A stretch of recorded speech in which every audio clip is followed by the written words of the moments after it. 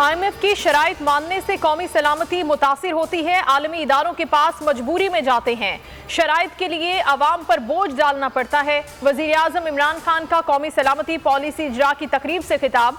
कहा, पाकिस्तान में कानून की हुक्मरानी एक चैलेंज है। कोशिश है रियासत और अवाम एक रास्ते पर चलें।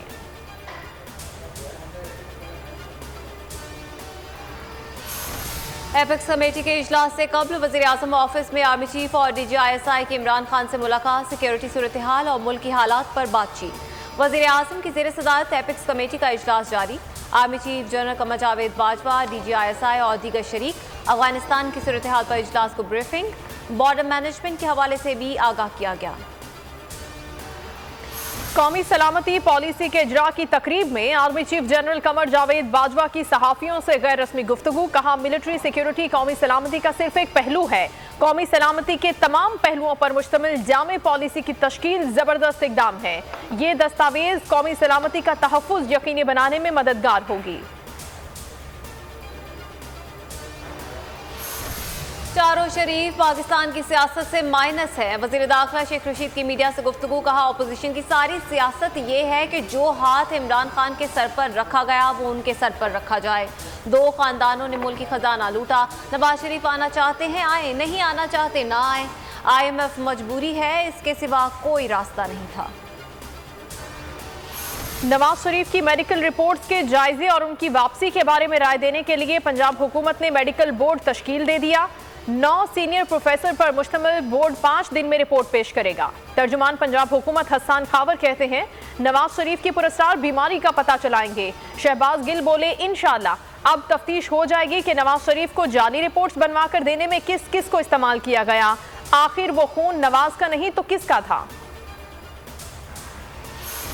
हुकूमत और IMF सुन ले, ये बिल रिवर्स किए जाएंगे। स्टेट बैंक का बिल पाकिस्तान के हक में नहीं। कोई मुल्क अपनी मुआशी खुद मुख्तारी किसी और के हवाले नहीं करता। शाहिद खाकान अब्बासी की न्यूज़ कॉन्फ्रेंस। खुरम दस्तगीर कहते हैं, स्टेट बैंक अब गुलाम बैंक बन चुका। महंगाई मजीद बढ़ेगी। इमरान खान गरीबों का गला काट चुके। अपोजिशन इस फस्तायत और गरीब दुश्मनी का मिलकर मुकाबला करेगी।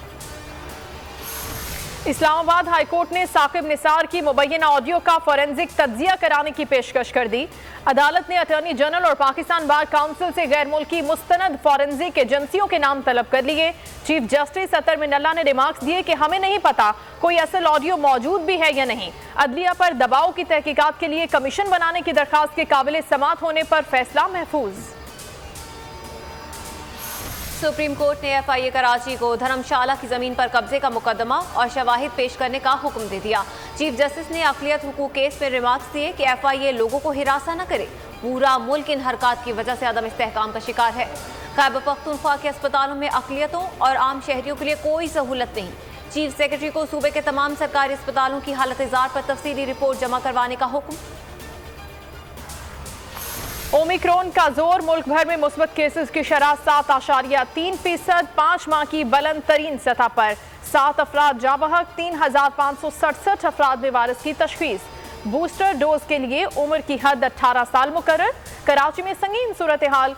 कोरोना केसेस की शरह 29% तक जा पहुंची। वजीर आला सिंध कहते हैं, शहर में हालात इस वक्त काबू में हैं। अस्पतालों पर दबाव नहीं है। तालीमी इदारों से मिलकर NCOC के साथ मिलकर फैसला करेंगे।